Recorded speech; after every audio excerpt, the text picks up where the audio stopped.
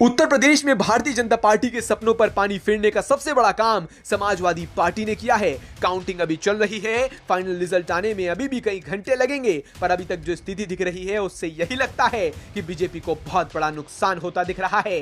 न केवल 400 का सपना टूटता दिख रहा है, बल्कि सरकार बनाने के लिए लड़ाई लड़ती हुई नजर आ रही है एनडीए। खबर लिखे जाने तक चुनाव आयोग की वेबसाइट के मुताबिक यूपी में बीजेपी 39 सीटों पर तो समाजवादी पार्टी 34 सीटों पर आगे दिख रही है, जबकि कांग्रेस भी 6 सीटों पर आगे दिख रही है। इस तरह यह साफ है कि एनडीए और इंडिया गुट में कांटे की टक्कर है।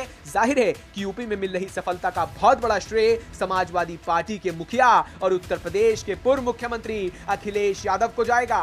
समाजवादी पार्टी ने यूपी में जिस तरह की लड़ाई लड़ी है, उसी का नतीजा है कि कांग्रेस को भी उत्तर प्रदेश में लाभ होता दिख रहा है। अब चलिए आपको बताते हैं कि आखिर ऐसा यूपी में क्या हुआ कि बीजेपी का पूरा खेल बिगड़ गया। दावों की माने तो यूपी में बीजेपी का खेल खराब करने में सबसे बड़ा हाथ किसी का है तो वो बसपा है। आमतौर पर बीएसपी को विपक्ष भाजपा की बी टीम कहकर टारगेट करता रहा और कहानी कुछ और ही चल रही थी। पश्चिम से पूरब तक मायावती ने ऐसे कैंडिडेट्स खड़े किए जो एनडीए कैंडिडेट्स को ही नुकसान पहुंचा रहे थे।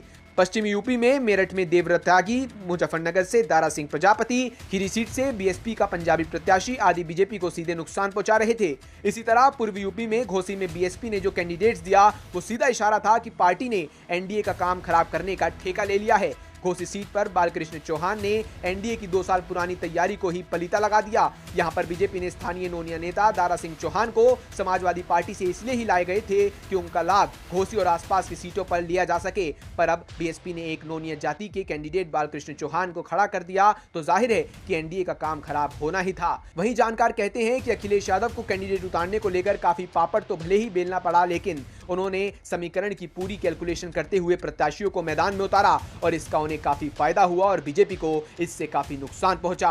वहीं कुछ लोग तो यहां तक दावा कर रहे हैं कि राजपूतों की नाराजगी की वजह से ही बीजेपी को काफी नुकसान उठाना पड़ा, और खासकर उन अफवाहों से जिसमें यह कहा जाता था कि चुनाव के बाद सीएम योगी को मुख्यमंत्री पद से हटा दिया जाएगा। वहीं एक दावा तो यह भी किया जा रहा है कि यूपी में सरकारी नौकरी और पेपर लीक मामले में बीजेपी को काफी नुकसान पहुंचाया और युवा पीढ़ी के मन में इसको लेकर काफी गुस्सा था। शायद ये भी एक वजह थी कि यूपी में बीजेपी को तगड़ा झटका लगा और पार्टी की इतनी बुरी हालत हुई। ब्यूरो रिपोर्ट, यूपी तक।